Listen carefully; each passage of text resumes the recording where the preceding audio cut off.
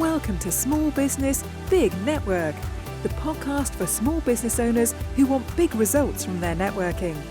I'm Liz Drury, a freelance voiceover artist who knows that if you're not working, then networking could help.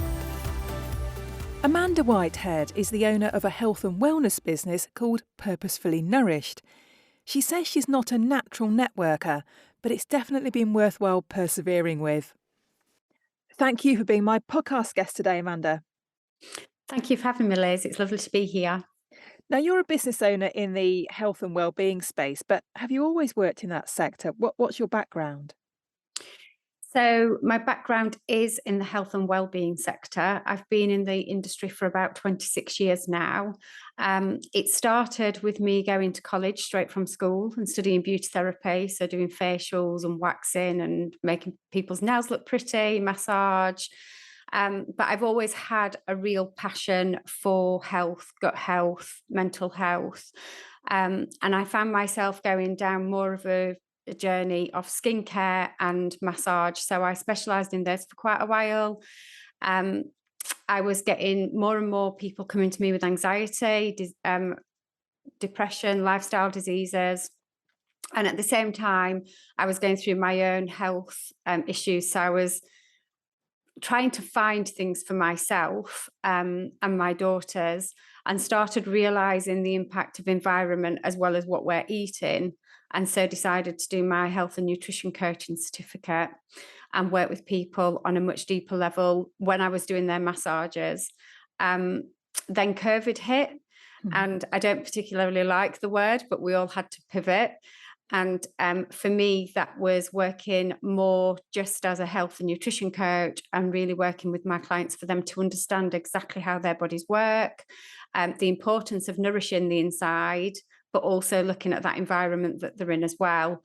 And that's what's brought me here today, really, and loving every minute of it. So is being self-employed something that you always wanted to do? No, is the honest answer. However, I'm not very good at a 9 to 5. I don't like to be told what to do. And I like to have that flexibility. So again, it's been a journey, and I think it carries on being a journey because we evolve in everything that we do. But it is something that I love because I can choose to do what I do. But I do sometimes find it challenging being disciplined and getting the work done and not having someone there keeping you accountable. And do you find the other extreme as well? Sometimes you end up doing more work than you perhaps would have done had you been employed. Yes. And I think it's took me a while to get to a place where I've happily delegated things. So I have my daughter, for instance, helps me with my social media. So I'm not wearing so many hats because you can wear them all. And again, this is where we, with our health, end up burnt out. So yeah, you do end up working a lot more hours if you're not, again, disciplined with what you do. Yeah. And obviously, as self-employed, if you don't work, you don't get paid. So it's getting that balance, isn't it? Yeah, definitely. So who are your clients then? Who is it that you particularly like to work with? So originally it was more ladies, but I have to say there's more men that I work with as well now. And I actually reached out to a lot of my clients to ask them what words they would use before they started working with me and after they started working with me.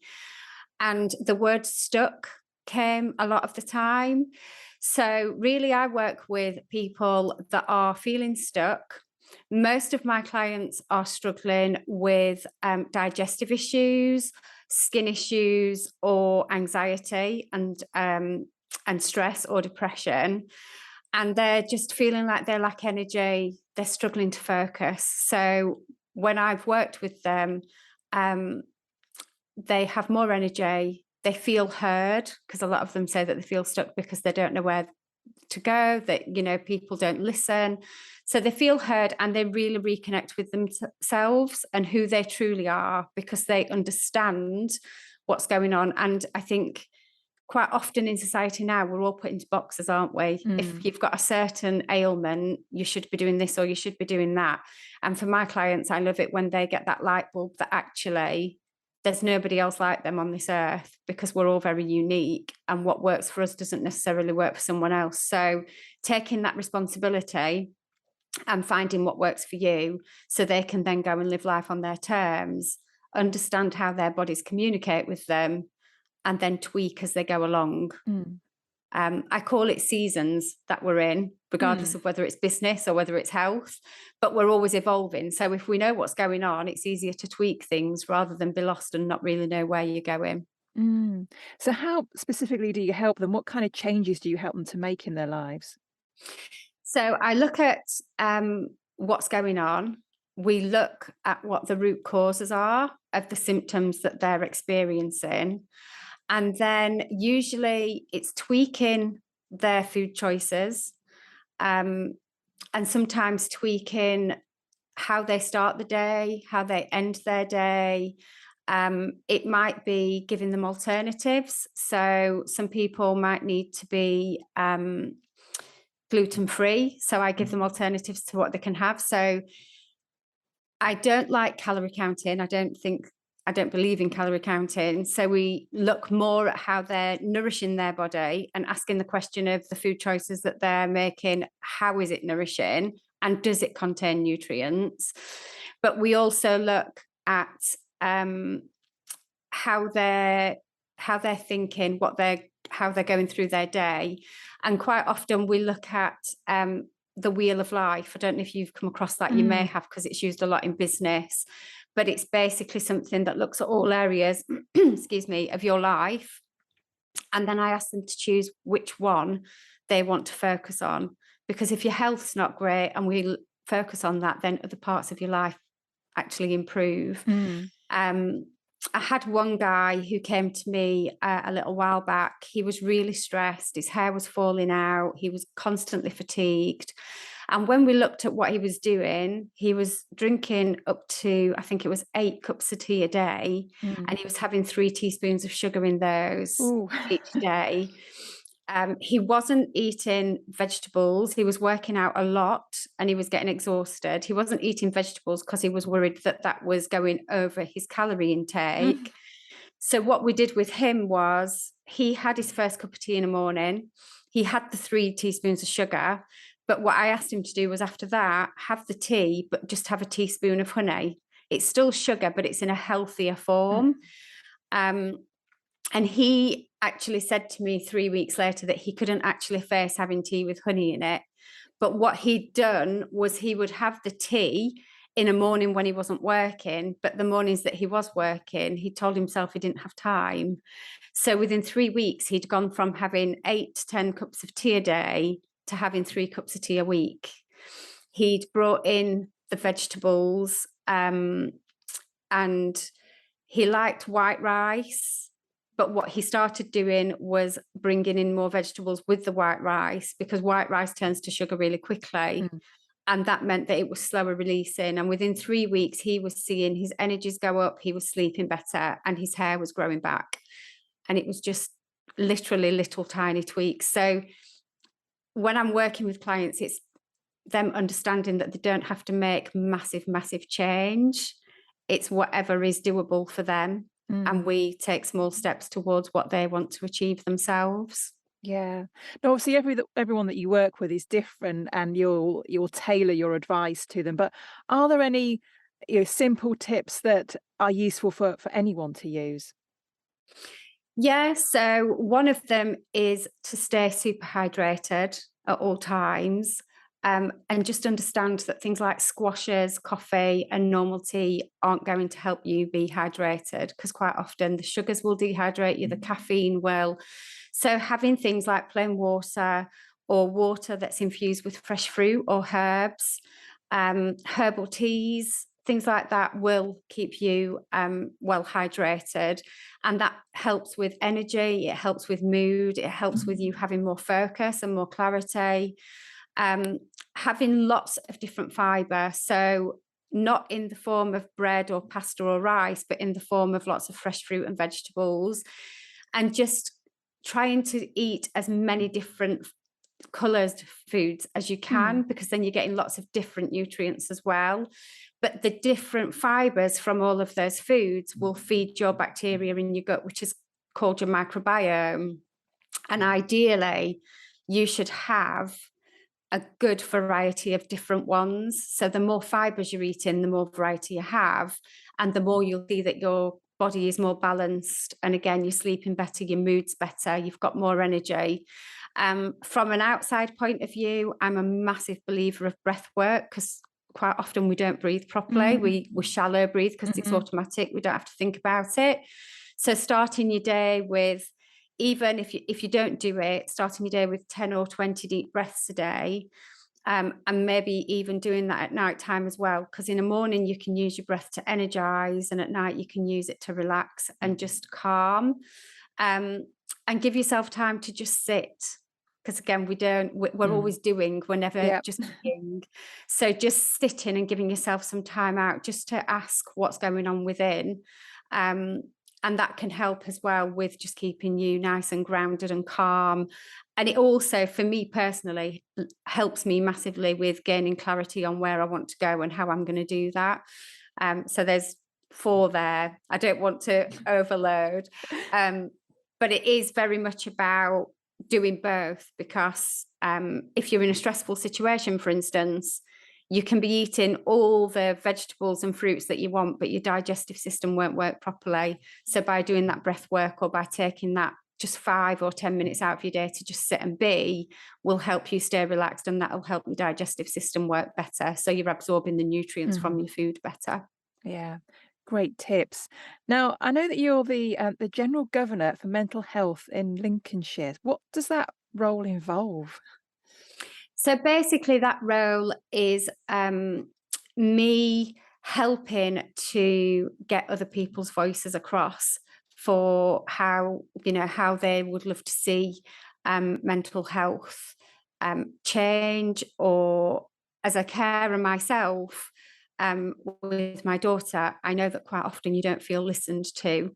So I'm very passionate about mental health. I am a mental health advocate, and I think it's really important that whether you are a patient that's actually suffering, or you are a carer that's looking after someone that's going through those challenges, you feel heard.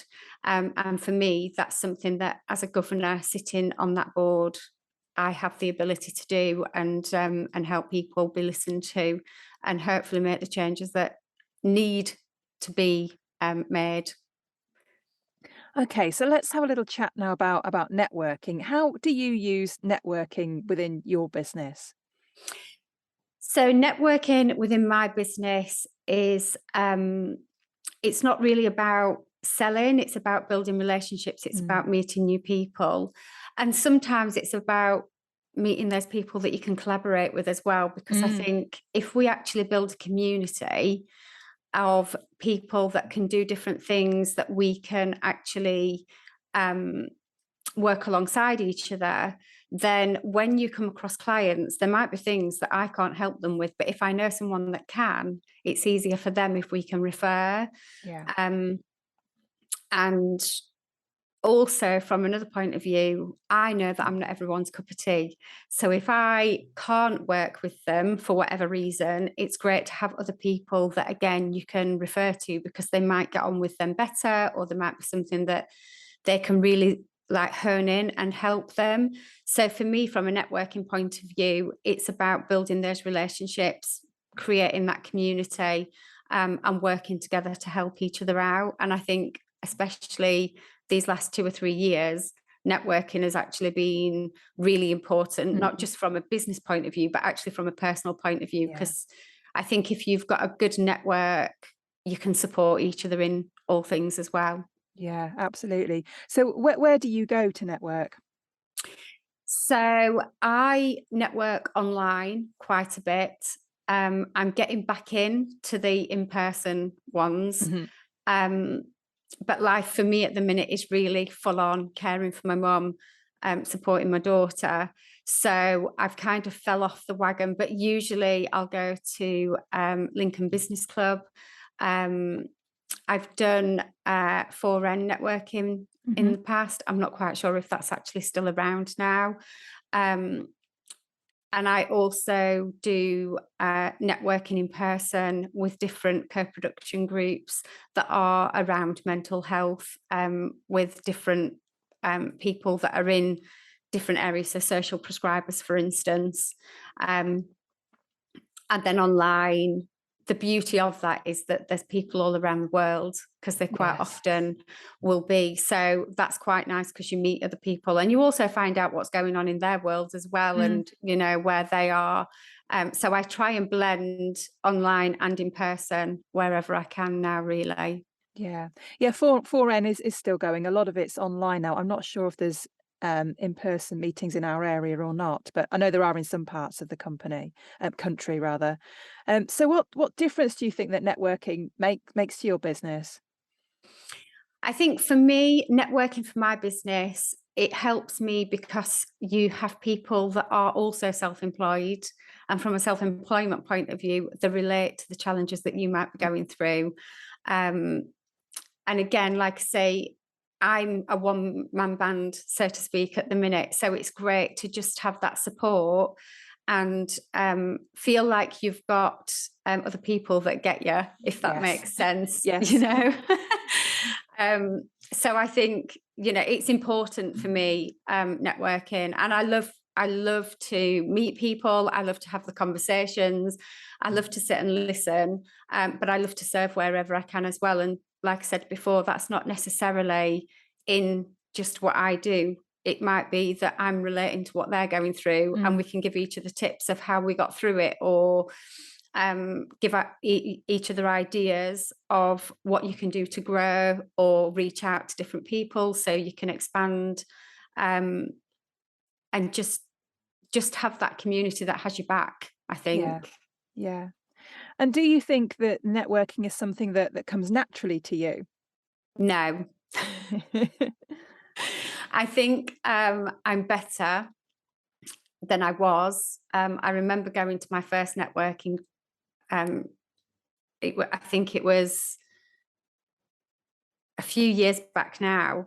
And I went in and I just froze. I was just, oh my gosh. One thing that I did learn about myself, though, was I'm really good one-on-one, but I wasn't great in groups. And now I'm much more confident and relaxed to go and actually approach a group and chat to them. But it's took me a long time to get there, though, I have to say. It wasn't something that came naturally at all.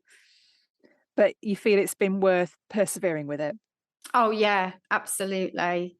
Absolutely. And I think one of the things that I learned as well is sometimes as humans, we're great putting this front on that we've got it all together, but actually underneath, we're all just paddling the same. Yeah. We just learn to, maybe, I don't know if cover up is the right word, but we learn to cope, I suppose. We have our own coping mechanisms. So it's nice to know that everybody else at some point feels the same and goes through the same things. It's not just you. Yeah. And I think that's really useful, to admit that you're not a natural networker and it's something that you've had to work out, but it's been worthwhile. Yeah, no, absolutely. And I would highly recommend it to anybody if they're, I think it doesn't matter whether you're self-employed or if you're in a company, if it's something, that it doesn't just grow your business, it grows you personally. Yes. Because you have to learn how to communicate differently, and like I said, you learn how to actively listen, and, and you push yourself out your comfort zone, because quite often for me, I go to these places on my own, and just walking into somewhere can be quite daunting sometimes. But if you push yourself out that comfort zone and you prove to yourself you're all right, it just gets easier. Yeah. I wouldn't say it doesn't get less nerve-wracking when you go to a new one, because it's new people again. But I think you certainly pick up different things that help you to just relax and actually become a part of it. But I think it's also important that you find what works for you, because I think years ago when I started, it was really easy to just be going everywhere networking, but I wasn't then necessarily, I suppose, really getting from it, as in building the relationships and things, as much as what I am now, because I think you can get too busy and you can get too lost in it all. And it's also fitting in everything else that you've got to do within a business. So finding the ones that work for you, that you find enjoyable, then I would say find those and stick to them rather than doing absolutely every single one, and not really giving you all, if that makes sense. Yeah, no, I think that's good advice. So what plans do you have for the future of your business? So plans for the future of my business. One thing that I would like to do is build a community where, as I help people, they start educating other people that they know. So we start really helping each other. I've started writing articles, so I'm writing more for magazines and things now, which again, it's about getting the word out there more. And for me, I think it's really helping to make those changes around mental health. And really, I bang the drum about this all the time because it's something I'm really passionate about, but really getting people to understand how connected we are. And if you've got mental health issues, you've got physical health, it impacts your emotional health, and it also impacts your spiritual health as well. And when I say that, I don't mean from a religious point of view. I mean having belief in yourself that things can change and they can improve and get better. But we have to look at ourselves as that one being. And I think quite often we separate all those sections of our bodies and we look at either, oh, it's just mental health or it's just physical.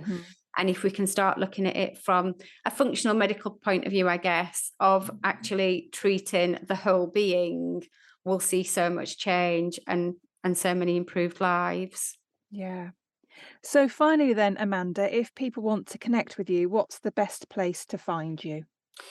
So I'm on social media, on Instagram as Purposefully Nourished and LinkedIn as Amanda Whitehead. But you can also get me on my email, which is that's my email. That's my website. So my email address is amanda@purposefullynourished.com. If you want to go to my website, it's www.purposefullynourished.com. And there's all the ways that you can work with me. We can have a chat and see where I may be able to help you and if there's solutions we can come to together, because that's another thing. I work with my clients. It's not about telling them what to do. It's about helping them find what they can do so they can start taking responsibility and being independent and learning what's right for them and what they don't like and what they do like. Yeah. Lovely. Well, thank you for being my guest, and best of luck with your business and with your networking. Thanks ever so much. I wish you all the best as well, Liz. Thank you. Thanks for listening to Small Business, Big Network. If you found this podcast useful, please do rate, review and subscribe. And don't forget to share it with the rest of your network too.